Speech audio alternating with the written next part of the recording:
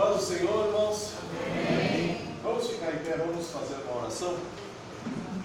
Vamos já iniciar a nossa aula.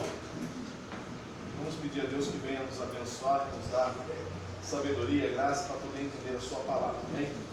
Oremos. Querido Deus, nós te agradecemos, louvamos o teu nome, agradecemos por estarmos aqui, Senhor, em tua presença.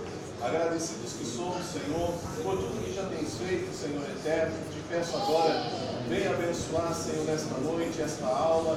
Abre, Senhor, o nosso entendimento para compreendermos a tua palavra, possamos entender todos os teus propósitos, Senhor, e também para com a nossa vida, para que tudo possamos fazer a tua vontade. Te agradeço e louvamos a Ti, Senhor, crendo na Tua palavra, no Teu amor, e rogando a Tua misericórdia, desde agora e para todos sempre. Amém, Jesus. Amém? Os irmãos podem se assentar. Como nós falamos na aula passada, nós estávamos falando a respeito justamente daquela divisão dos céus, a questão do Hades. O inferno ainda será criado, isso vai acontecer lá no Apocalipse. Tudo isso são pontos que a gente possa entender para que a gente possa dar continuidade agora dentro da questão do Novo Testamento. Tá? Por que tudo isso? Porque existe um plano, existe um projeto divino, tá? Desde o Antigo Testamento. Então, quando a gente olha o Antigo Testamento, a gente vê que ele estava apontando para Cristo. Então quer dizer que o Antigo Testamento ele vai diretamente em Cristo. Quando chega em Cristo, a partir dali nós entramos já no Novo Testamento. E nesse Novo Testamento existem propósitos, existem situações em que nós agora faremos parte. E isso vai chegar justamente no Apocalipse, que é o encerramento final. Tá dando para ouvir aí? Porque às vezes o ventilador faz tanto barulho que acaba o calor humano hoje está uma bênção. Então, tudo isso com o propósito de chegar até o Apocalipse, onde vai finalizar todas as coisas. Então nós precisamos entender tudo isso. Quando eu mostrei para vocês a questão do seio de Abraão, na questão do Hades, por quê? Para entender que a salvação ela só vem através de Cristo. Sem Cristo não há salvação. Então todos aqueles que morreram no Antigo Testamento, todos aqueles profetas, pais da fé, todos que passaram, os patriarcas e tudo mais, eles morreram, o quê? Acreditando na promessa da salvação. Então quer dizer, mesmo morrendo, eles não alcançaram a salvação. Eles alcançaram a promessa de esperar o quê? Cristo. E com o propósito da vinda de Cristo, finaliza esse Antigo Testamento, vamos assim dizer, e nós vamos ver agora em Mateus também, justamente esse propósito de finalização do Antigo Testamento, que é quando Jesus, ele se translada como um ser soberano e apresenta-se diante dele Moisés e Elias. E Moisés e Elias representam dentro da palavra os profetas e o Pentateuco, a lei, ou seja, o Antigo Testamento.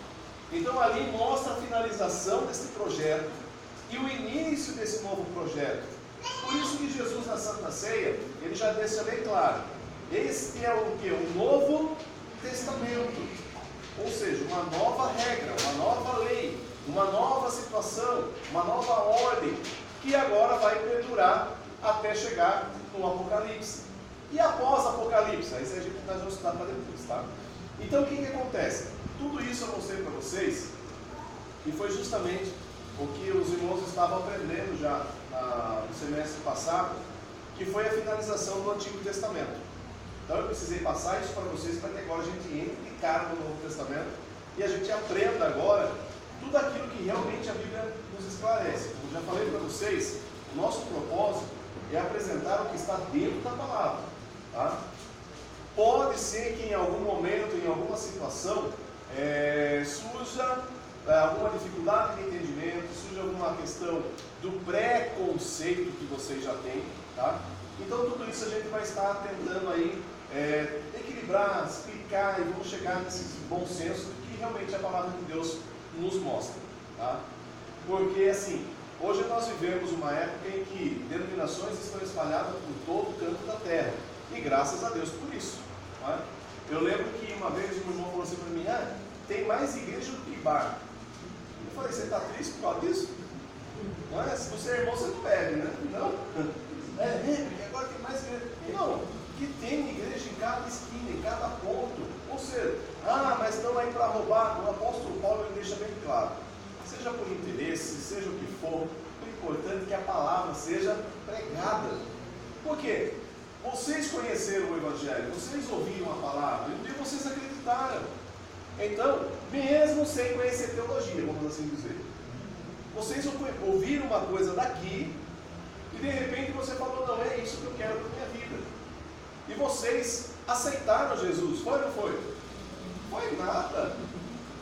Quem aceitou foi vocês, foi Jesus. Foi ou não foi? Eu aceito Jesus. Não, Jesus que falou, eu aceito que você venha. Não fosse vós que me escolhesse, mas eu escolhi a vós. Então é Ele que nos escolhe. Não somos nós que escolhemos a Ele. Lógico que a nossa vida ela é feita de tantas situações que a nossa vida às vezes parece, não é? Que se temos outra escolha, na realidade foi Deus que te escolheu, foi Ele que te chamou, foi Ele que te convocou. E cabe a nós agora seguirmos todas as regras, todo o comportamento dentro desse evangelho, dentro dessa palavra, tá? Entendido até aí? Amém. Dúvida? Graças a Deus, nenhuma, amém. Estou brincando, se tiver dúvida pode perguntar para a gente seguir agora daqui para frente, ok? Nenhuma? Glória a Deus. Então vamos lá. O que acontece dentro desse Novo Testamento?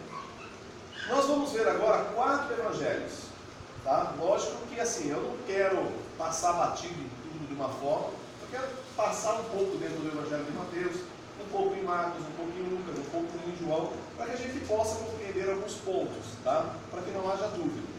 Quando a gente fala desse evangelho, nós precisamos entender também a questão do passado, o que houve no passado, para que a gente possa entender. Porque quando a gente fala do Antigo Testamento, o Antigo Testamento ele foi escrito em hebraico e aramaico.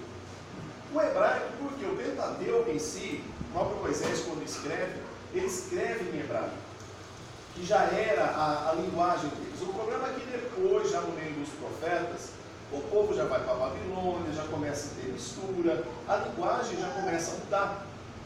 Então o hebraico ele se torna uma linguagem apenas dos sacerdotes dentro do templo.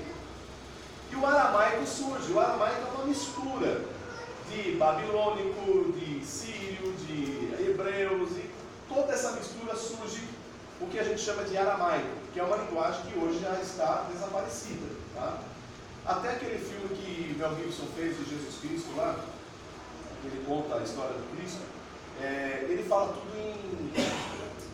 no aramaico, não é? Que é uma linguagem que já não existe mais, ela desapareceu. Eu até tenho um livro de aramaico, depois eu mostro para vocês. É fácil de entender. E aí, dentro desse aramaico, acontece que quando a gente chega já no Novo Testamento, quase nem se fala mais em aramaico. Já quase nem existe mais o aramaico falado em si. Lógico que existem algumas regiões, alguns pontos, mas o aramaico em si já começa a perder a sua característica, o seu valor. Por quê? Justamente que assim, quando você olha para o povo de Israel, desde o Antigo Testamento, você vai observar. Quando eles se desviavam, o que Deus fazia? Abre mão. Ou seja, se a adoração não é para mim, o que eu vou fazer? Eu abro mão do meu povo. E a Bíblia deixa bem claro isso. O alerta foi dado. Enquanto vocês se mantiverem dignos, fazendo aqui a minha vontade, eu estarei convosco, vos abençoarei, haverá chuva, haverá plantio, vocês colherão, será uma bênção. Mas não é bem assim que acontece, né? O povo se desvia, e a gente fala mal deles, né? Tá vendo? Olha, o povo totalmente errado, o povo totalmente desviado. E nós? Deus fala, anda certinho, e a gente faz o quê? Anda tortinho. Então o que acontece? A partir desse momento em que o povo se desvia, Deus abre mão. E aí haverá povos que vão invadir, que vão atacar, vão levar eles como escravos, depois eles se arrependem, choram, daí Deus vai mandando um líder e traz esse povo de volta. Isso a gente vai ver no livro de Juízes, não é? Quantos líderes que Deus levanta com o propósito justamente de trazer essa salvação. Quando a gente olha, por exemplo, o Novo Testamento, a esperança de Israel é justamente isso. Por quê? Quando o povo está desviado, eles oram a Deus e Deus manda um libertador. E esse libertador vinha, conseguia fazer guerra, vencia e o povo ficava livre. Então eles estavam nessa expectativa, estavam acostumados com isso já. Então eles estão agora no momento, nessa expectativa. Ah, Deus vai levantar um líder. Olha só, deixa eu só contar a história desse período que a gente chama de período interbíblico, tá? De Malaquias a Mateus, dentro da sua Bíblia, antigamente as Bíblias elas tinham 4 folhas em branco. Alguém tem essa Bíblia aí? Antigamente tinha. Do Antigo Testamento para o Novo, 4 folhas em branco. E alguns falavam, mas isso aí é para anotação. Na realidade não era. Ela ficava em branco justamente para indicar os 400 anos de silêncio, que Deus não falava mais com o seu povo. Olha que situação. Aí, eu lembro que uma vez, tinha, sabe aquelas igrejas que falam assim, irmãos, nós vamos abrir a Bíblia, e o que Deus mostrar nós vamos falar. Já viu a igreja assim, né? O irmão abre e cai justamente nessas folhas. Aí ele olha e fala, irmãos, hoje Deus não quer falar nada. Hoje Deus silenciou. O que acontece? Era justamente para mostrar esse período interbíblico. Após isso aí é bem nas Bíblias mais antigas que havia. Bem, 400 anos. O que ocorre é o seguinte, quando a gente vai chegando em torno de 230 antes de Cristo, tá? Já estamos perto, já próximo já do Novo Testamento, mas 230 antes de Cristo. Os gregos, eles invadem Jerusalém, eles invadem o território de Jerusalém, e o propósito, principalmente de Alexandre o Grande, é justamente fechar o cerco. E lógico, a Grécia ela se torna um grande reinado em todo o período ali do mar Mediterrâneo, toda aquela região, e Israel acaba caindo também em cima disso, ou seja, os gregos agora dominaram Jerusalém. E olha como Deus tem propósito. A Bíblia, ou o Antigo Testamento, os livros do Antigo Testamento, eles eram na maioria escritos em hebraico e aramaico, principalmente o livro da lei. Ele era escrito em código, ou seja, o hebraico sem vogais. Você imagine o português sem vogais, o A, E, I, O, U. Dá para entender as palavras? Não, eles usavam códigos. Somente os sacerdotes é que conseguiam ler e interpretar o que estava na palavra. E o mais interessante, não havia separações de palavras. A palavra ela era escrita completa. Se você tiver a oportunidade de ler uma Bíblia hebraica, vou ver se na hora do intervalo eu pego a minha lá e trago para vocês verem. Ela é contínua. Ela é o contrário, por causa dos rolos de pergaminho. Deixa eu explicar para vocês por que era do contrário. A Bíblia, ou os outros livros, ou até dos povos orientais, os rolos eles eram feitos de pergaminho. Então eles eram enrolados. Então o que acontecia? Não dava para você chegar no culto, por exemplo, e falar, irmão, abre aí, Jeremias 33, verso 3. Espera aí, irmão, eu estou abrindo um rolo. Vira de um lado e roda do outro. Não dá. A leitura ela era contínua. Então, por exemplo, você chegou hoje, você vai ler Isaías 60. Amanhã vai ser Isaías 61. Mais interessante, não tinha capítulo. A leitura era constante. Eles faziam a leitura do texto, o sacerdote fazia a leitura do texto, deu um horário, ele terminava ali, marcava e o rolo era fechado. Então o que acontecia? Eu estou com o rolo aqui, eu estou abrindo para esse lado. Era da esquerda para a direita. Só que depois, na hora que o rolo estava fechado, o que acontecia? Virava da direita para a esquerda. Então agora eu vou fazer a cópia. Como que eu vou fazer? Virou livro. Aí eles agora começaram. E agora? A gente começa daqui ou começa daqui? Vamos seguir o rolo. Vamos começar daqui. E assim começaram. Então o livro ele começa ao contrário, justamente por causa dos rolos de pergaminho. Terminado isso, agora tudo já, mesmo ainda os orientais ainda escrevem dessa forma. Mas nós ocidentais quisemos fazer diferente. Tá? Obrigado. Vou levantar um pouquinho a pazinha aí na vida. Tá ótimo. Obrigado. Então vamos lá. Aí, Alexandre o Grande, ele invade Jerusalém. Quando chega em Jerusalém, ele encontra uma biblioteca enorme. E essa biblioteca tem lá os escritos sagrados. Bem, para um grego que vem, principalmente Alexandre o Grande, né, que foi ensinado por Aristóteles, que foi um homem que aprendeu com filósofo e tudo mais, o que acontece? Todo escrito é valioso. Todo escrito é alguma coisa sábia. Para os gregos, a leitura é excelente. Por isso que eu falo que eu acho que o brasileiro puxou os gregos. Porque pensa no povo que gosta de ler. Nós temos essa descendência. Eu acho. O que acontece? Ele entra na biblioteca de Jerusalém, fala assim, os principais, os generais, quando entram, eles olham aquela biblioteca dentro do templo e falam, peraí, aqui tem coisa sagrada. E chamam o sacerdote, viu? Um exemplo. O que é isso aqui? Olha, o sacerdote já treme nas pernas e fala assim, não, isso aí vocês não podem saber. Por que não? Porque vocês são gentios. E o que é gentio? Ou seja, somos separados, o povo judeu é separado, vocês são outro povo. A salvação é nossa, por vocês não. E aí que começava o problema, falando, peraí, se tem coisa aí dentro, a gente quer saber. Bem, os judeus iam pregar o evangelho para vocês? Não. Porque o evangelho, ou a palavra, estava fechada para eles. Mas e o propósito de Deus? Deus queria que a palavra se propagasse? Deus então usa o próprio Alexandre o Grande, quando invade Jerusalém, ele separa 70 anciãos da Bíblia, dos judeus, e fala, olha, eu quero que vocês traduzam o que está aqui para o grego. E o interessante, o grego já dominava quase que todo o território do mar Mediterrâneo, como a gente chama de lua crescente, que é toda aquela parte da região fértil. Então, quer dizer, tudo aquilo já estava dominado pela Grécia. Se essa Bíblia fosse traduzida, o Antigo Testamento fosse traduzido para o grego, qual a chance de se espalhar? Gigantesca. Então, por livre e espontânea pressão, os 70 traduziram do hebraico para o grego, para que o grego pudesse ter a oportunidade de lê-la.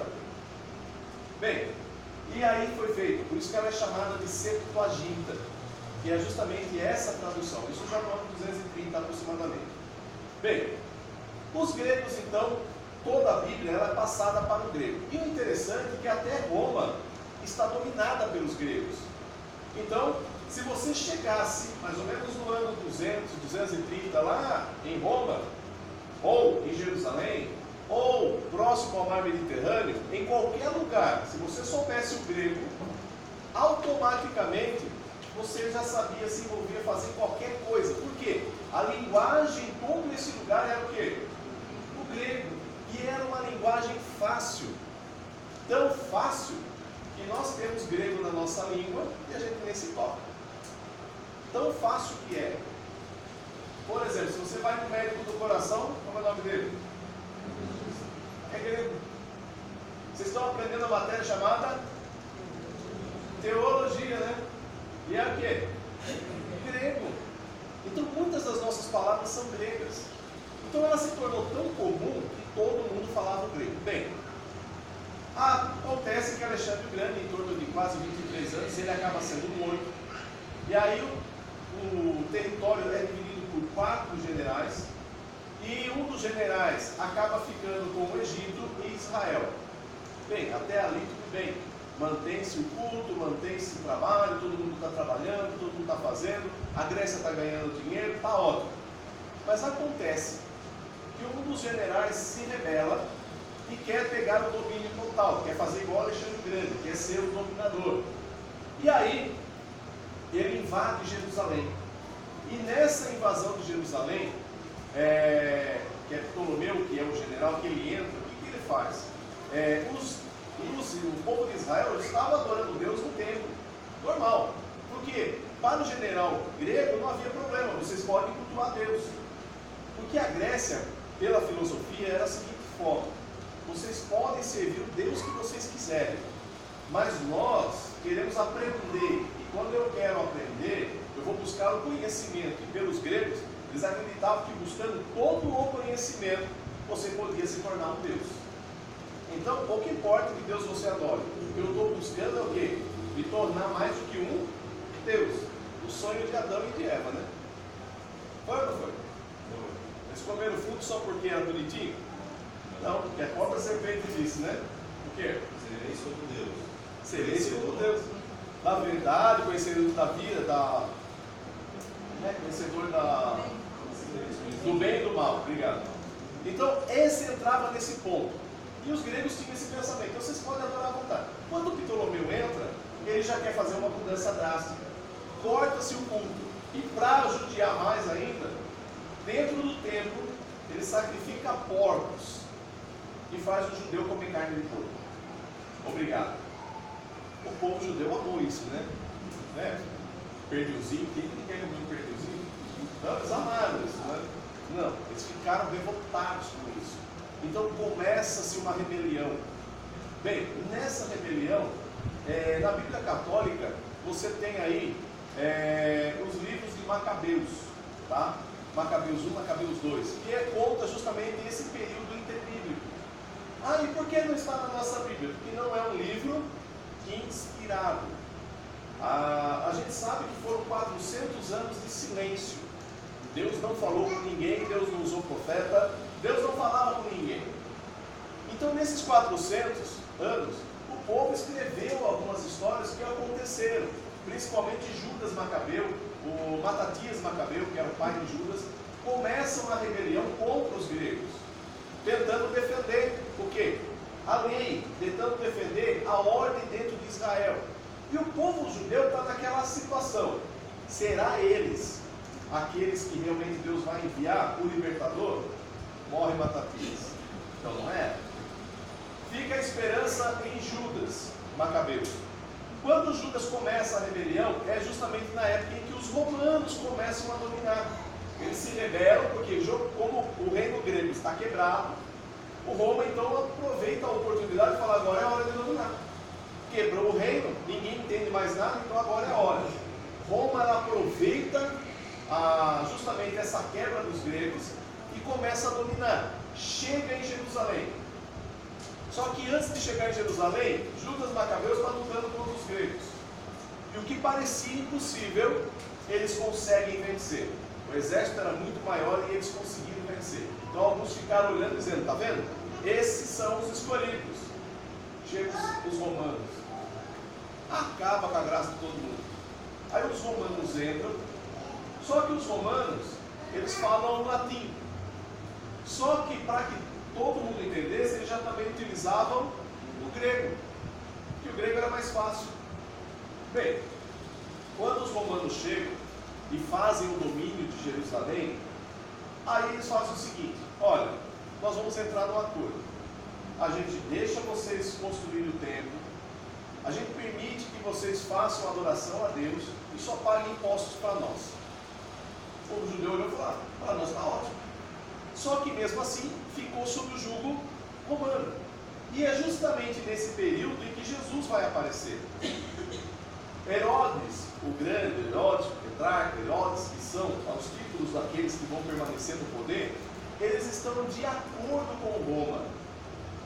E um dos Herodes diz o seguinte para Roma: olha, se vocês permitirem que a gente reconstrua o templo dos judeus, o povo vai continuar conosco e vocês poderão continuar recebendo justamente os seus impostos.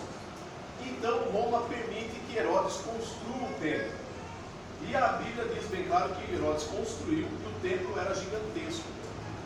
Quem lembrava, ou vamos assim dizer, quem imaginava o templo de Salomão gigante, agora de Herodes era muito maior. Só que não se compara justamente o período de Salomão, justamente que era grandioso e era rico o templo, formado por ouro e tudo mais. O templo já de Herodes não tem tanta formosura, mas ele é gigante. Então ele formava uma grande muralha dentro da cidade, um grande prédio, e o povo de Israel olhava e falava assim: pronto, agora nós podemos ter a liberdade de adorar a Deus. Então o povo de Israel viu a oportunidade de estar dentro do templo, mesmo sendo perseguido pelos romanos, ou mesmo estando preso aos romanos, de adorar a Deus. Volta novamente agora os sacrifícios. Sacrifício das ovelhas, sacrifício dos animais, das pombinhas e tudo mais. Eles voltam a seguir as leis. E o templo está ali. E o mais interessante, Deus está falando? Deus mandou algum profeta? Não. Mas eles estão adorando, não estão? Sim. Estão servindo a Deus, não estão? Posso falar? Culto vazio. Culto sem graça. Culto sem propósito. Por quê? De que adianta eu ir ao templo? De que adianta eu ir à igreja? Se Deus não está lá. Se Deus não ouve. Se está vazio o templo. Porque antes com Salomão, ou mesmo antes, lá tinha a arca do concerto, aonde Deus ali descia, onde Deus falava com o povo. Mas e agora o templo de Herodes? Tem a arca? Não tem. A arca desapareceu. Depois eu vou contar para você o que aconteceu com ela. Lá em Apocalipse. O que houve? O templo está vazio. Deus não fala com ninguém. Deus não usa ninguém. O silêncio é total. Imagine você chegar num culto assim. Vocês já foram no culto assim, né? Culto vazio, sem graça. Você entra do mesmo jeito e sai do mesmo jeito. Culto sem a presença de Deus. Ou seja, o povo está vivendo uma religiosidade. Para isso, surgem seitas lá dentro. Dos fariseus, dos saduceus, não é? Dos doutores das leis, dos escribas, dos essênios. São seitas que estão dentro do templo, um tentando ser melhor que o outro. Os fariseus, do jeito que acordava, ia para o templo. Nem o pijama tirava. Pensar assim. Chegava no templo, capelão, maravilhoso, zoião cheio de remela, bafão que só Deus na causa. Chegava lá no templo e orava em voz alta: Senhor, eu estou em jejum, porque eu sou santo. Quem não está jejuando vai para o Hades. O que eu estou fazendo? Deus está ouvindo? Deus está ouvindo? Mas tem uma coisa que Jesus fala depois, que sobre todas as pessoas do tempo, um doutor da lei, e o outro, me ajude aí, tá? Publicano, obrigado. Chega os dois lá, um está dizendo: Senhor, eu estou aqui porque eu fiz o meu melhor. Eu estou aqui porque eu sou bom. Eu sou aqui, Senhor, porque eu jejuo. Eu não sou igual esse aqui, Senhor, que é publicano. E o publicano nem levantar os olhos consegue, de cabeça baixa, só sabe dizer: Senhor, me perdoa. E aí? Jesus questiona: qual dos dois desceu justificado? O outro? Então quer dizer que Deus estava ouvindo? Então quer dizer que Deus estava ali?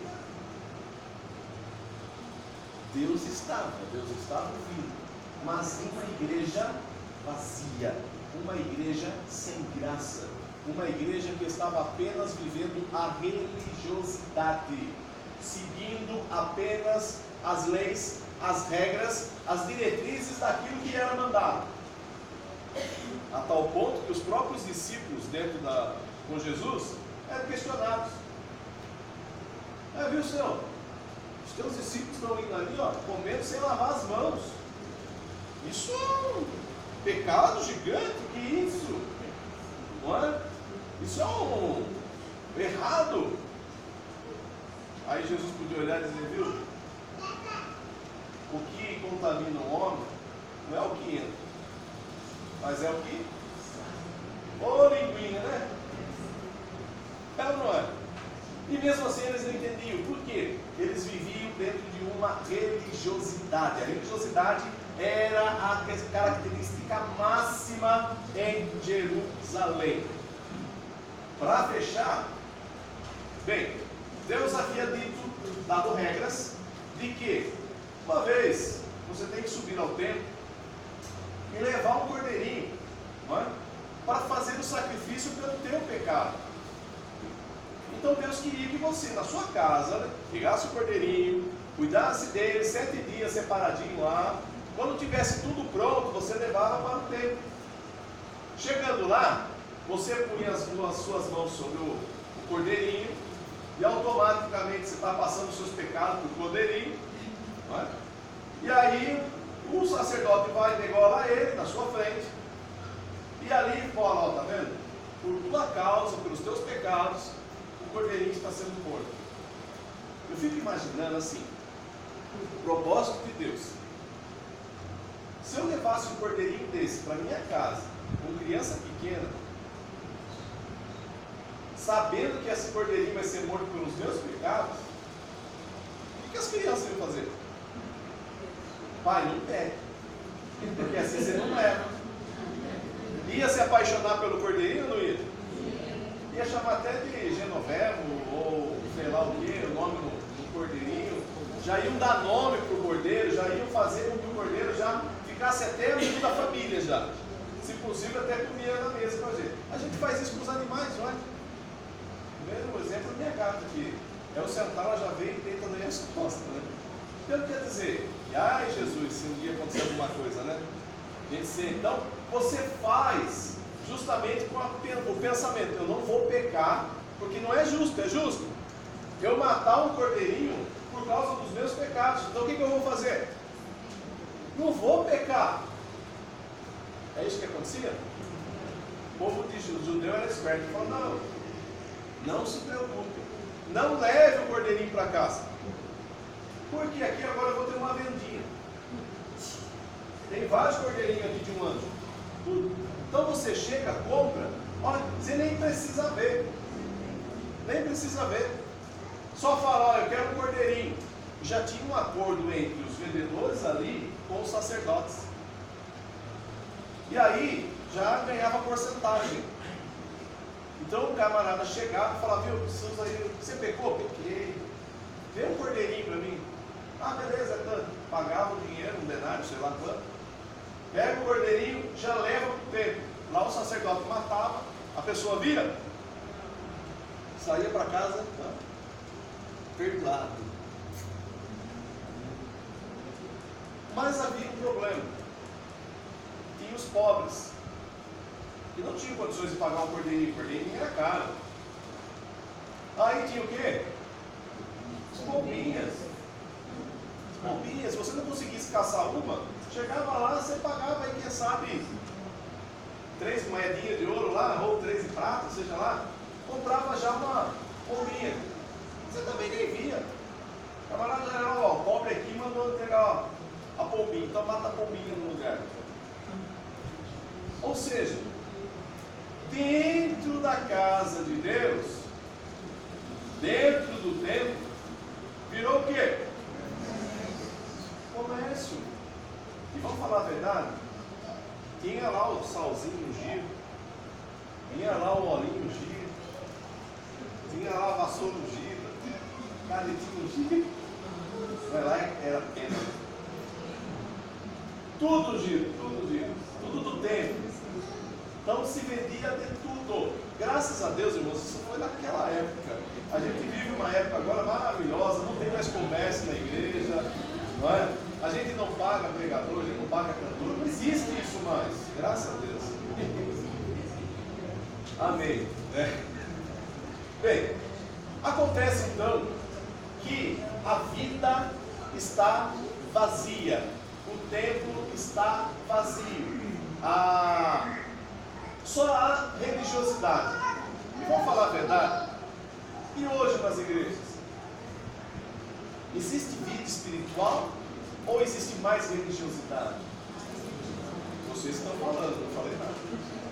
Então o que acontece? Nós estamos vivendo uma época muito complicada. Às vezes até parece que a religiosidade está voltando novamente.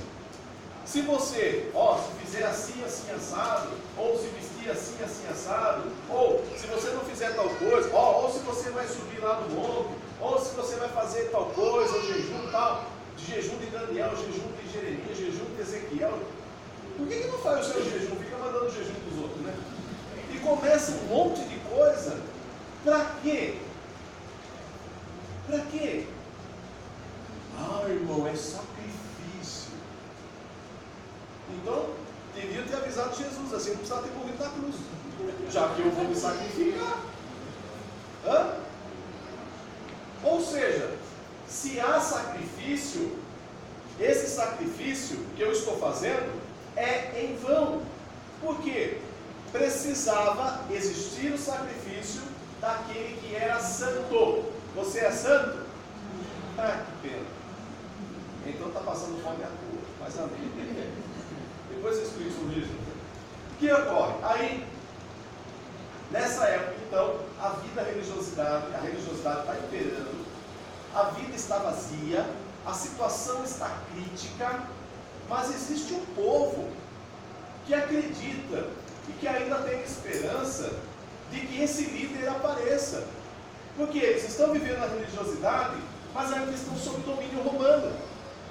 Tal era o imposto pesado sobre o povo, o judeu, que, fazendo um cálculo geral, seria da seguinte forma: beleza, você teria que pagar para o governo, você, trabalhador normal, em torno aí de 30% do que você ganha.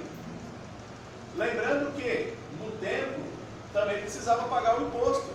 Além do dízimo dos 10%, você ainda tem que pagar os 10% da construção do templo.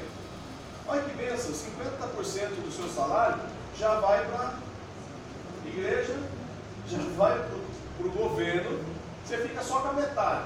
Só que essa metade também, existe as outras situações que você vai ter que pagar dentro da sua vida diária. A situação era tão crítica que o povo passava fome.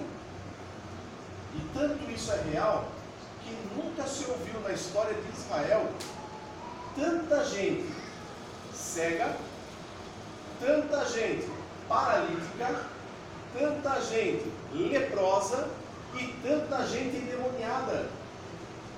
Leia o Antigo Testamento. Quantas vezes você vê isso? Raras vezes.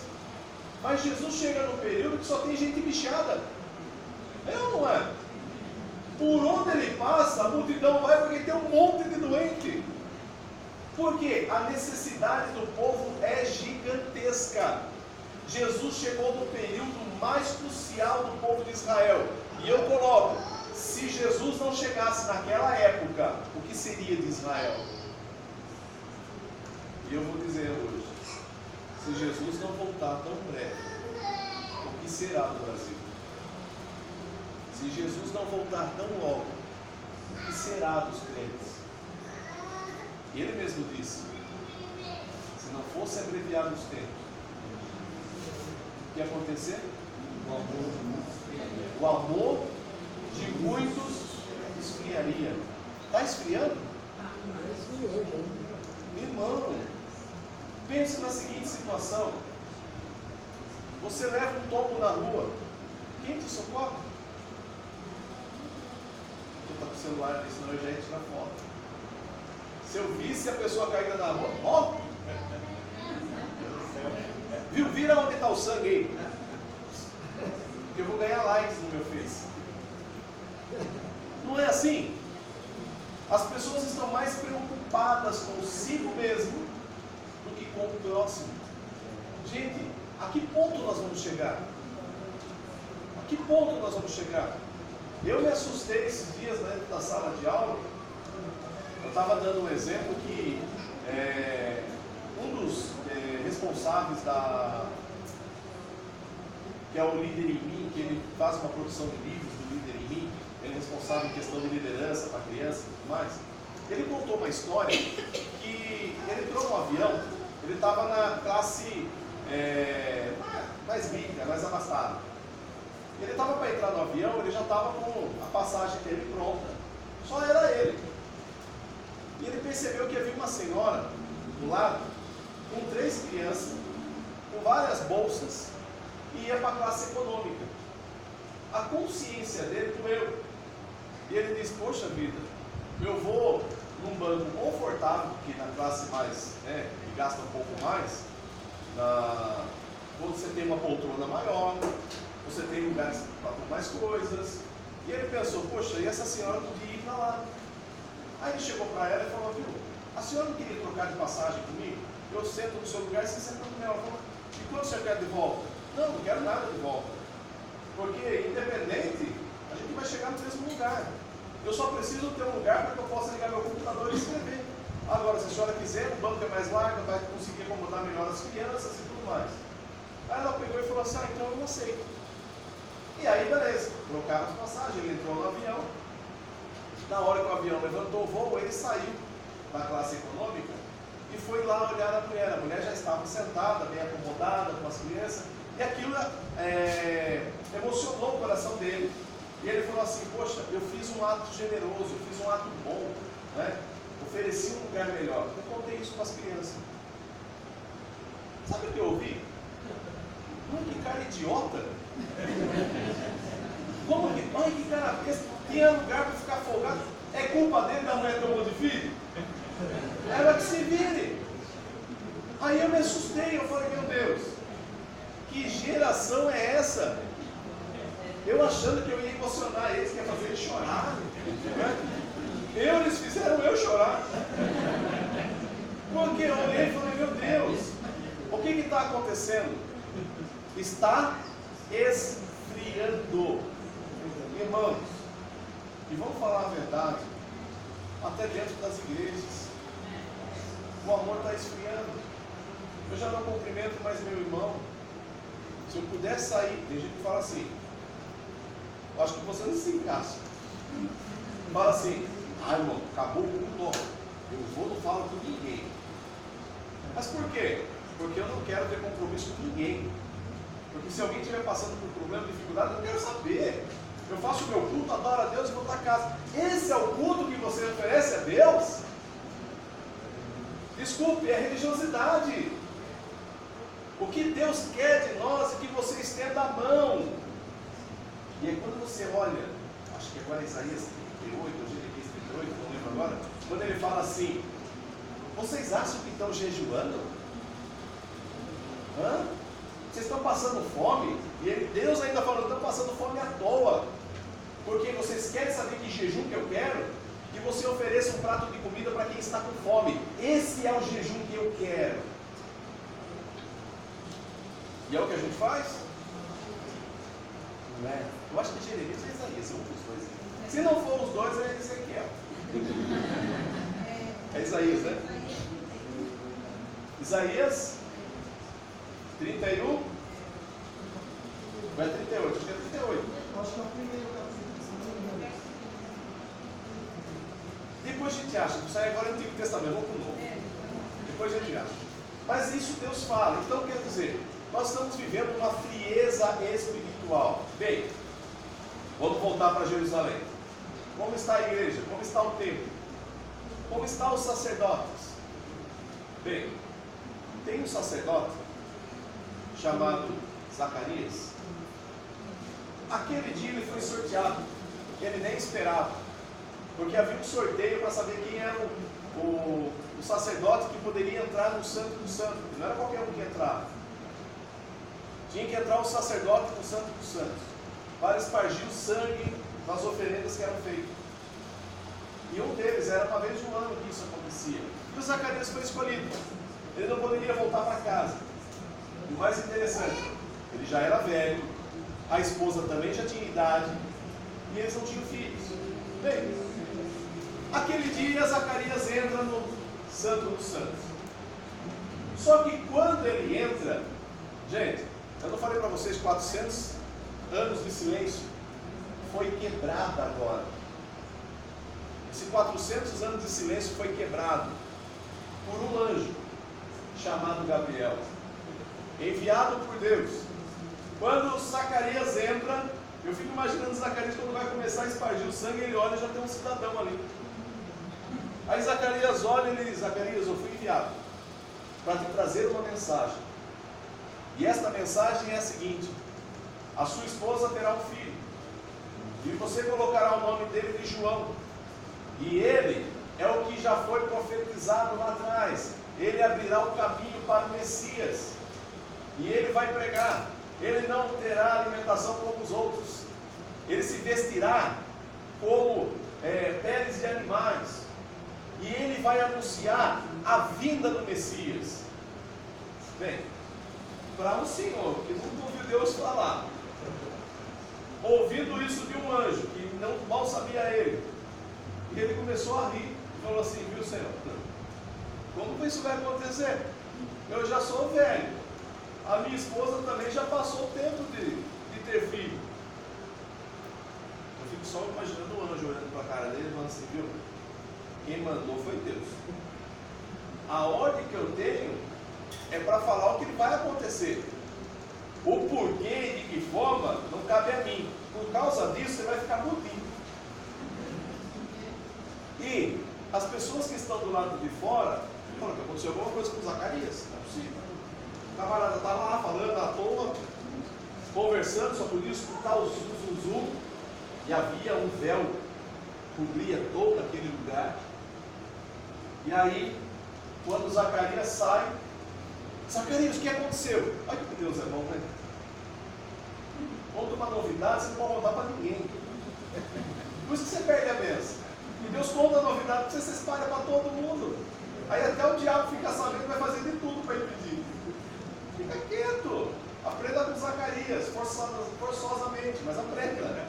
Silêncio absoluto. O que aconteceu? Eu não sei se ele sabia Libras ou não, mas devia ter um monte de gesticulação ou alguma coisa, ou escrever alguma coisa, e alguém podia dizer: aconteceu um mistério. Deus falou com Zacarias. Gente, o que está acontecendo? Não se ouve mais Deus falar, mas agora Deus falou, e falou com Zacarias, mudo. Eu fico imaginando Zacarias voltando para casa, e para contar para a esposa. Ele podia, eu fico imaginando. E ela podia fazer assim. Dado o tempo, está grávida. Quem está sendo gerado no ventre dela? João Batista está sendo gerado no ventre dela. Bem, nesse meio tempo, Deus vai ao encontro de uma outra menina, uma jovem que está prestes a se casar, mas a gente já chega lá. Vamos para a palavra. Abra sua Bíblia, Mateus,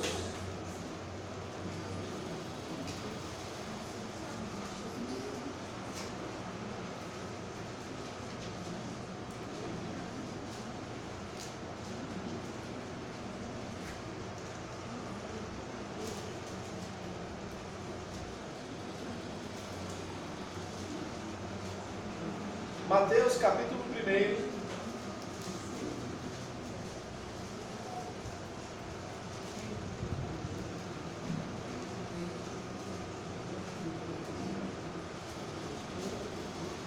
Verso 18. Acharam aí? Vamos começar com Mateus, para a gente explicar. Ora, o nascimento de Jesus. Vocês conhecem ele? Sabem quem é ele? Então fale para mim, quem é ele? Quem é ele? Eita nós. Vamos aprender então. Vamos lá. O nascimento de Jesus Cristo foi assim: estando Maria, sua mãe, desposada com José, antes de se ajuntarem, achou-se ter concebido do Espírito Santo. Olha que pensa. Já viu alguém ficar grávida do Espírito Santo? Já vi, desculpa, né? Mas, o que acontece? O próprio Mateus, ele começa a narrar, que eu falei para vocês na aula passada, que o primeiro escritor que escreve as histórias de Cristo foi Marcos. Só que Marcos nunca foi apóstolo, nem sequer conheceu Jesus. Ele foi apóstolo de Pedro, discípulo de Pedro. Depois a gente vai ver isso lá em Atos. E ele escreveu vários assuntos bem rápido e simples. Era como se, por exemplo, Marcos queria detalhar apenas o mais importante e espalhar a mensagem. Mateus se preocupa de uma seguinte forma: poxa, Marcos escreveu, mas faltou muita coisa, porque eu estive presente, eu vi o que aconteceu. Então Mateus ele vai entrar em mais detalhes. Pode ver que é um livro extenso. Ele escreve muitos detalhes de alguém que realmente estava presente, alguém que estava junto ali. Aí, e Marcos escreveu bem rápido. Acontece que Lucas, passado mais algum tempo, ele vai fazer uma investigação e ele quer saber a respeito de Cristo.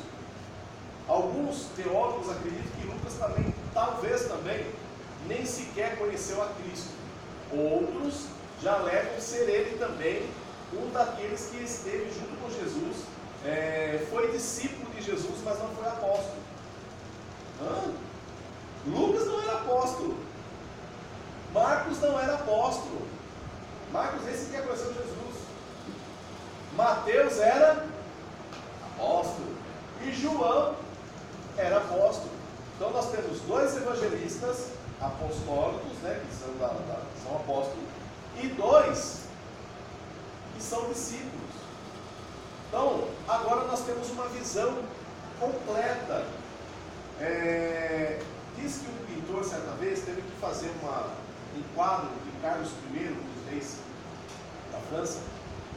E ele teve que fazer a pintura, porque precisava mandar a pintura, ele não tinha máquina fotográfica na época, para o escultor, para que ele fizesse o busto do Carlos I.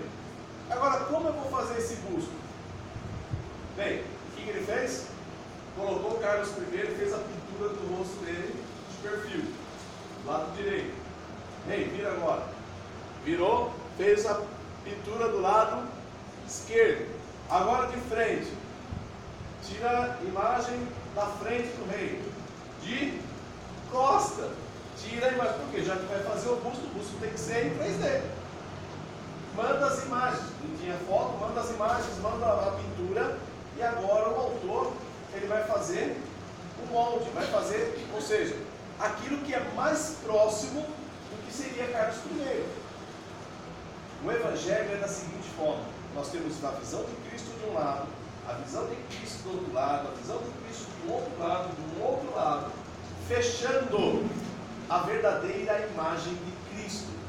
Os 4 Evangelhos, eles se completam e mostram quem realmente era o Cristo.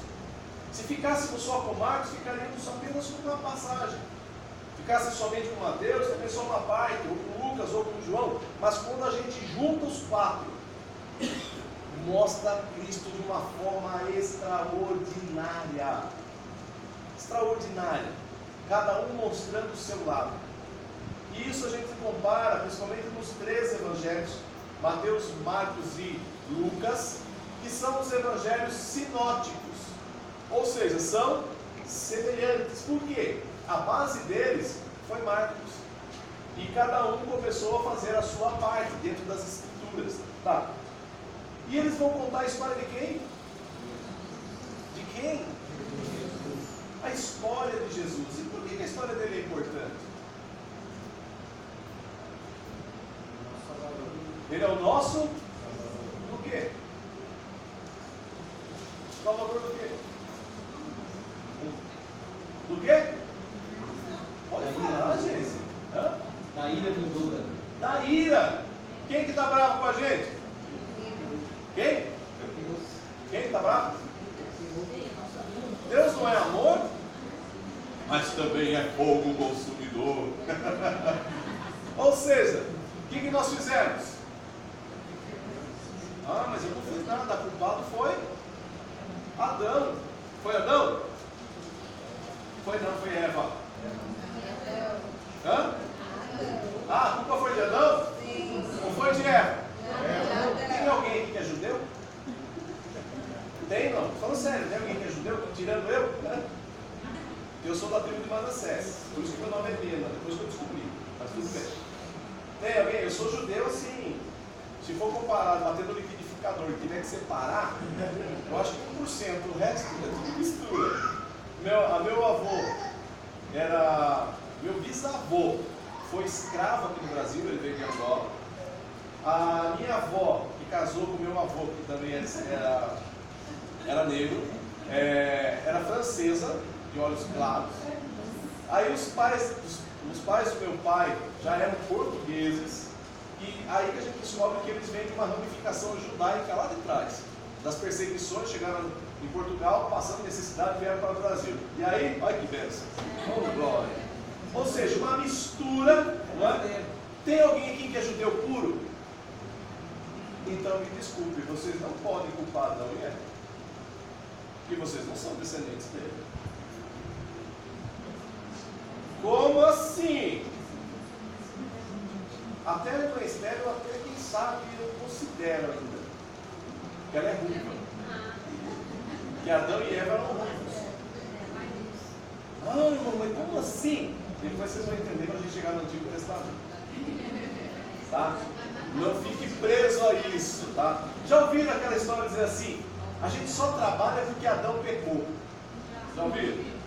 Vendo? A gente está trabalhando, suando por causa de Adão que pecou. Mentira, irmãos. Deus fez Adão para trabalhar. Se você ler lá, vai perceber que ele fez o homem e colocou dentro do jardim e disse assim, é para lavrar e guardar. 2 empregos. Ele ia ser lavrador e segurança. Já começa com 2 empregos. Isso antes de pecar.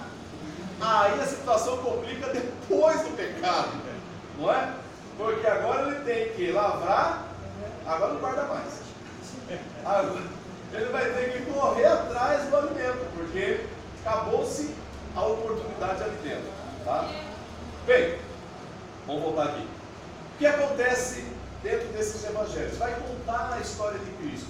Mas bem, eu estava falando para vocês a história de João Batista. Acontece que o mesmo anjo que falou com Zacarias, tem uma moça, uma jovem, que está dada a casamento, esperando uma oportunidade, quem sabe logo o marido dela, que será o marido dela, José, terminar a casa dele. Porque judeu tem que ter responsabilidade. Ninguém vai casar se não tiver uma casa. Por isso que eu falo que o brasileiro é judeu. Ninguém casa sem casa. Casa. O judeu tinha essa responsabilidade. O marido ele tinha que construir a casa, deixar tudo pronto, para que no dia do casamento ele já tivesse aonde morar. E quem casa quer casa. Tá? Então já tinha que estar tudo pronto. Então isso levava tempo. O casamento poderia durar 1 ano, ou às vezes até 2 anos. Já estava dado em casamento, ou seja, os documentos já estavam assinados. Mas a hora que a casa estivesse pronta, aí haveria festa, e as festas poderiam durar 1 semana ou 2 semanas. E aí eles estariam já casados agora, depois da festividade, morando ali naquela casa. Bem, os documentos estão assinados, só que cada um do seu lado. José na casa dele, Maria na casa dela, com os pais dela e ele com os pais dele. Maria está em casa. De repente ela recebe a visita de um anjo, o mesmo Gabriel. Pensa num anjo que eu acho que para trazer notícia complica a vida de todo mundo. Vamos falar a verdade? Fique pensando na esposa do Zacarias. Zacarias já era velho. A esposa era um pouco mais nova, mas ela já tinha passado o tempo. Ficou grávida. Tanto foi o fato que ela escondeu a gravidez. Por quê? Quem é que ia acreditar nela? Alguém ia dizer, que louco. Tem coisa aí dentro, não é criança. Então ela esconde. Então às vezes parece que aquela notícia que Deus dá é bênção, mas dá uma luta. Olha o caso de Maria. Maria não está casada ainda. Ela não está, o próprio Mateus diz, ainda não se ajuntaram. Maria está em casa, de repente o anjo aparece e diz, tu és agraciada. Oh, que bênção. Deus manda trazer um recado para você. Que bênção. Você vai ficar grávida. Que bênção, já estou para casar. em breve. E será do Espírito Santo. Não haverá contato com o homem. Por quê? Para que essa criança que vai nascer, nasça sem pecado. O próprio Davi, ele dizia: em pecado me concebeu minha mãe. Por quê? Agora as mulheres vão gostar. Quem transmite o vírus do pecado, vou tratar como vírus, quem transmite o pecado é o homem, não é a mulher. Como assim? Quem era o cabeça? Quem era o responsável? O homem era o responsável. Pode ver que Deus, quando vai saber o que aconteceu, parece até que Deus não sabia, né? Parece, mas ele sabia de tudo. Ele chega para Adão. Não é o primeiro? Adão, por um acaso você comeu o fruto que eu falei que não era para comer? Aí Deus vai para a mulher. Então primeiro é o homem, o cabeça. Quem transmite o pecado é o homem. Bem, Jesus era judeu, né? Vocês estão entendendo então, né? Amém? Depois a gente fala dos gentios. Jesus era judeu. Então, para que essa raça houvesse a salvação, era necessário que nascesse uma pessoa que fosse santa. Então não podia ter o contato do homem. Aí as mulheres agora vão dizer: ah, tá vendo? Se eu tiver filho, pode ser santo, só se for do Espírito Santo. Porque você também tem pecado, sim ou não? Ou alguém aqui nasceu sem pai? Esses dias na escola, eu estava fazendo a genealogia. Eu pedi para que dentro da aula de história que eles fizessem a genealogia da família deles. Aí a menina olhou para mim e falou assim: professor, eu não tenho pai. Aí eu pensei, né? Ela, ó, acho que o pai engravidou a mãe, queimou o chão e foi embora, né? Ah, não, mas tudo bem. Não, mas eu não tenho pai mesmo. Eu falei: meu Deus do céu, será que já estão fazendo clone? Eu falei: como assim, filha? Eu não estou entendendo. Ela: não, é porque assim, a mãe dela morava em Dubai. E ela, eu não sabia, ela era importada, né? Veio parar aqui no Brasil. A mãe lá em Dubai queria ficar grávida, mas ela não queria envolvimento com homem nenhum. O que ela fez? Foi numa clínica de fertilização. Aí ela falou assim, aí minha mãe escolheu numa prateleira, falou: é esse aqui. Então meu pai é um vidrinho. Aí eu falei: ah, então tá bom. Falei: então você faz a genealogia só da parte da sua mãe, já que não tem a história do seu pai. Falei: ou você pode colocar o vidrinho. Aí ela falou: ah, então tá bom. Hoje ela está morando em Portugal com a mãe. Então assim, é uma situação que você fala: meu Deus, olha que complexo a situação que fica. Mas ela precisou de pai. Então toda mulher precisou de um pai. Então automaticamente vocês foram geradas em... Então vocês também precisam de salvação. Mas esse homem que vai nascer, ele precisa ser gerado sem pecado. Então será gerado nela através do Espírito Santo. Mas peraí, quem é esse ser que vem? Da onde vem?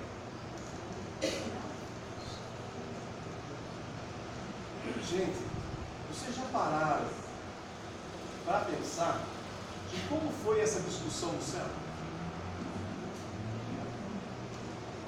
Imagina o Pai, o Filho e o Espírito Santo numa mesa redonda, olhando para o planeta, sem chance. Eu acho que é melhor. Já era. Vamos começar um planeta novo. Vamos começar algo novo. E aí Jesus podia dizer: pai, eu fiz, eu criei, eu dei a vida. Olha João capítulo 1, verso 1. Leia para nós. Evangelho de João capítulo 1, verso 1. Para que vocês entendam o que eu estou falando. Evangelho de João capítulo 1, verso 1. Em seguida, acharam aí? Diz assim: no princípio era, ou a palavra. Pode ver que quando diz haja luz, isso é o que?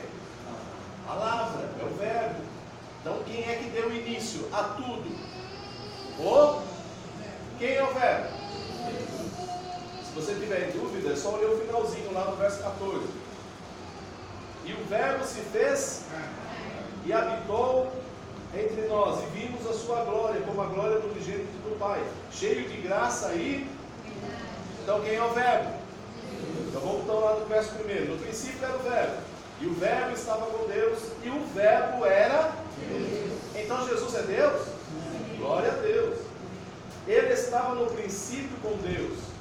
Todas as coisas foram feitas por Ele, e sem Ele nada do que foi feito se fez. Quem fez tudo? Jesus. Então quando eu olho lá no Antigo Testamento, quem é que começou a fazer todas as coisas? Jesus. Jesus olha para o planeta e diz para o Pai, isso eu imagino: Pai, eu fiz, eu criei, eu amo, e eu quero resgatar. Mas não tem como. Qualquer um que manda, peca. Quer ver um exemplo? Quem é que não pecou hoje? Olha que bênção. Vocês estão que nem eu. Tudo caminhando para o inferno. Ou seja, não, irmãos, agora nós somos salvos em Cristo. Estou fora do inferno. Bem, não há quem não peque. Aí Jesus podia dizer, mas eu vou. Só tem um problema. Se você for como você é, chegar lá, Deus, Ele é justiça. Deus, Ele é justo. Se Ele chegasse aqui agora, vamos pensar antes de Cristo, se chegasse aonde o homem estivesse, o salário do pecado é?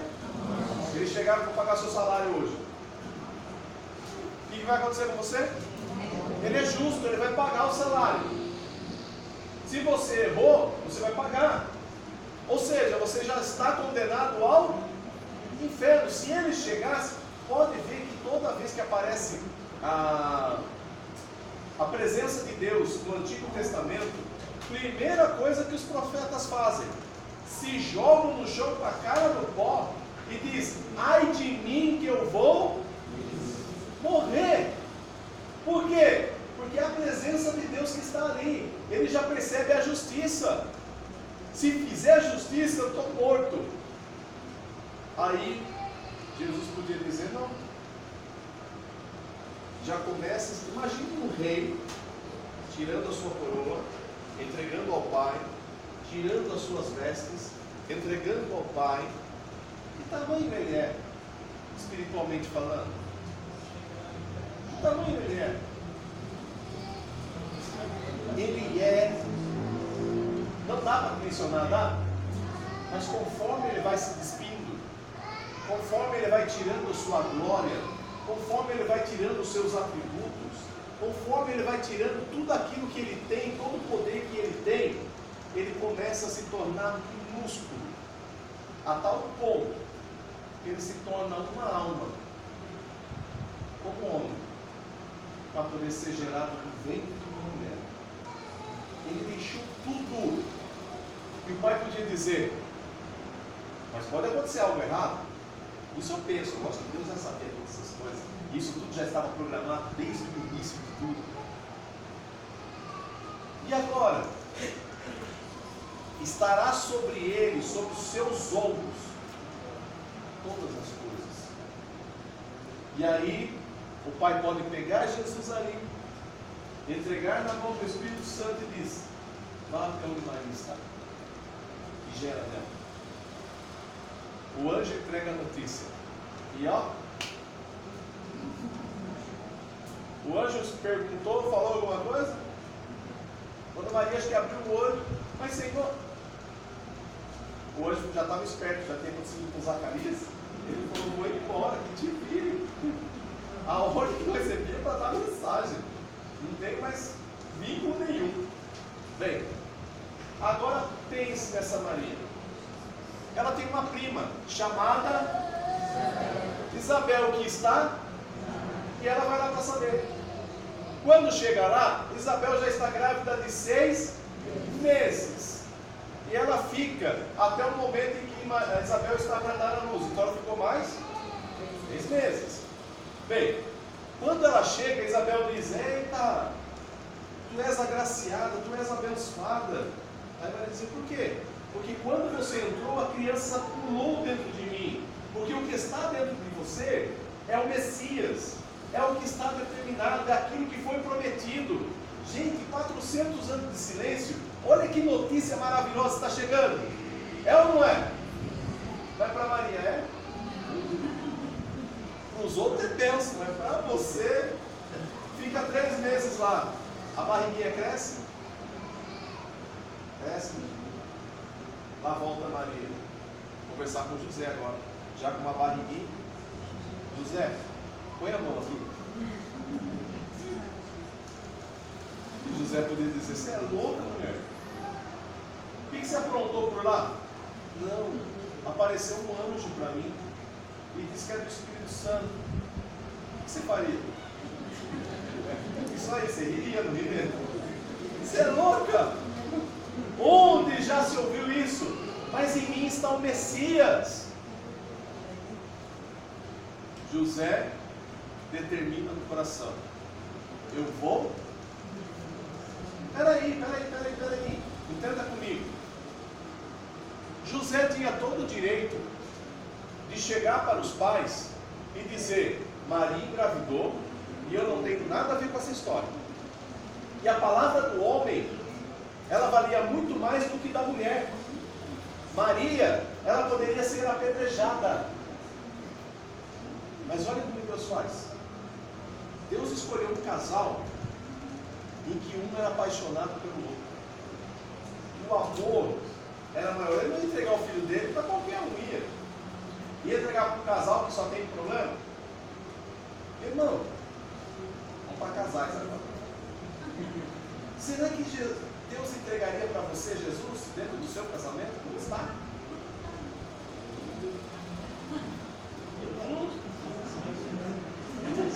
Entregaria? Então nós precisamos rever os nossos conceitos, irmãos. Por quê? Nós temos que ser como eles são. É exemplo para nós. Um casal que se amava. José determina no coração: se eu fugir, olha a ideia, se eu fugir, o que vai acontecer? Todo mundo vai dizer: cabra sem vergonha, engravidou a menina, não assumiu a responsabilidade e fugiu. Sabe o que acontece com Maria? Maria, após o nascimento, ela é levada para a casa do José, a casa do pai de José. E lá, ela será tratada como filha, no lugar de José. E a criança que nascer vai ser herdeira de José. Pensa nessa situação. José é um homem de caráter. José é um homem de fidelidade. José é um homem de amor. Um homem que é capaz de fazer a doação de si mesmo. E ele foge. José podia ter tido uma ótima ideia. Mas no meio do caminho,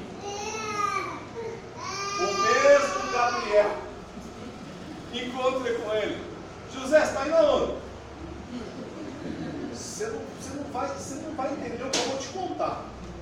Maria está grávida e disse: acredito que ela falou que é do Espírito Santo. Aí o outro diz: mas fui eu que falei para ela. E Deus manda dizer para você: volta, cuida dela e trata ele como teu filho. Mas, cadê o anjo? Lá volta José para Maria e diz: Maria, o que está gerado aí é do Espírito Santo, mas é meu filho. Eu vou cuidar como se fosse meu filho. Espera aí, José terminou a casa? José foi responsável? Se a sua filha chegasse em casa dizendo: eu estou grávida do namorado, ia ser um escândalo. Hoje até que nem tanto, mas antigamente, não é? Hoje o pai até fala: pode ficar aqui, mas esse cara nem apareça mais, não é?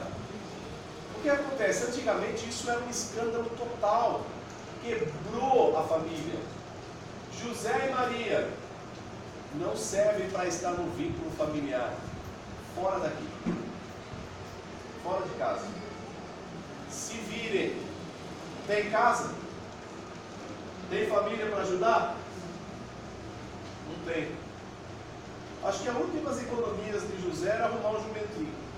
Comprou um carrinho, né? Um fusquinha da época, um jumentinho, coloca a esposa em cima e tem que fazer cadastro. Se não fizer o cadastro, o Roma está um fio para causar um desastre total em Israel. Precisa se cadastrar todo mundo. Lá vai os dois. Vamos para Belém. Maria já com a barriga enorme.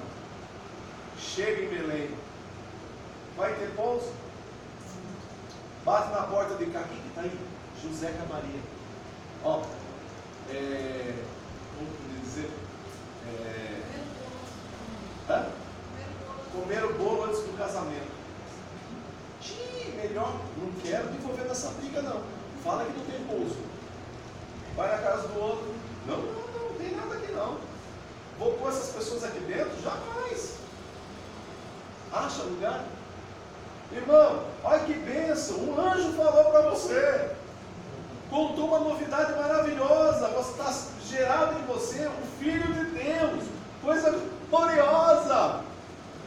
Mas não tem nem onde ficar. Aí chega na casa de alguém diz, viu, tem um lugar ali dos animais, se vocês quiserem dormir ali, pode dormir, fica à vontade. Lá vai José. Gente, vocês já pararam para pensar nisso? O casal dentro de um lugar cheio de animais, de repente, ai José, não Maria, pelo amor de Deus Maria, não faz isso comigo agora, não dá, não José, vai nascer. Você nunca teve filho, você vai dizer que vai nascer. Está nascendo. E nasce a criança aonde? Coloca essa criança aonde? Tem bercinho? Tem cobertorzinho? Tem roupinha pronta para a criança? Tudo bonitinho? Vai colocar aonde? No lugar onde os animais comiam. Gente, peraí. Nós estamos falando do Deus Todo-Poderoso. Aquele que tem o direito a toda a glória, aquele que nós adoramos, aquele que é o Senhor de todas as coisas, ele se despiu. Filipenses. Eu sei que vocês estão com fome já, mas já vamos lá.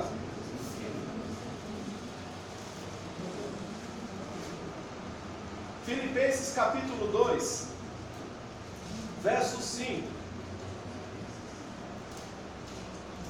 Se você colocar isso em prática na tua vida, a tua vida vai mudar. Amém?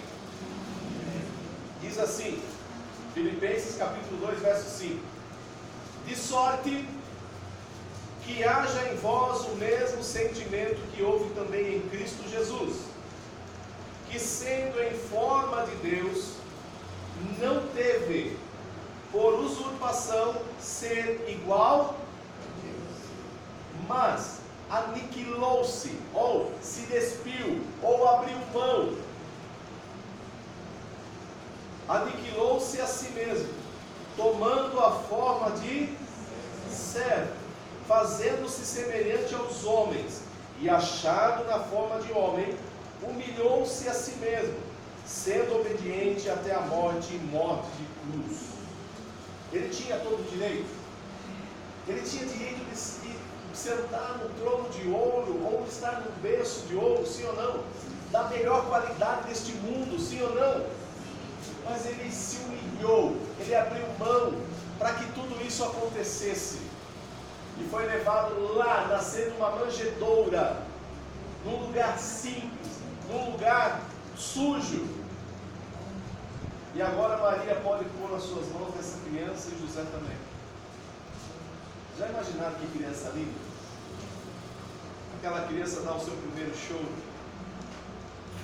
olhar para os pais, e Jesus podia olhar dali e dizer: estou aqui. 400 anos de silêncio. A felicidade vai acontecer. Pastores estavam lá pastoreando. Chega a notícia dos anjos do céu. Já não é mais Gabriel, agora é um monte de anjo. Nasceu o Salvador. Vá que vocês encontrarão lá na manjedoura. Chegam os pastores.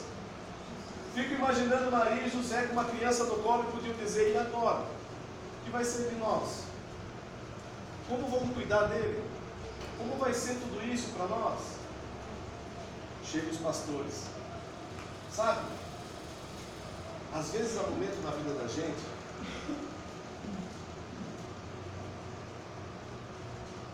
me emociona, que parece que ninguém te dá valor, parece que ninguém te reconhece, parece que você está sozinho, parece que está abandonado, mas Deus, Ele é o único que vê todas as coisas, e Ele é capaz de mandar pastores que chegam à porta e dizem: é Ele? E José pode dizer: quem? O Salvador? Nós ouvimos os anjos cantando, dizendo que chegou o Salvador. E quando chegam lá, ainda Mateus é capaz de dizer: ei, Maria guardava tudo isso em seu coração. Aleluia. Por quê? No momento mais difícil, quando você pensa que está sozinho, Deus envia pessoas para te ajudar, para te apoiar e dizer: ei, segue em frente. Deus está no controle, Deus está em todas as coisas. Deixa Ele cuidar de você. Amém? Vamos tomar café e vamos beber água. Depois a gente continua.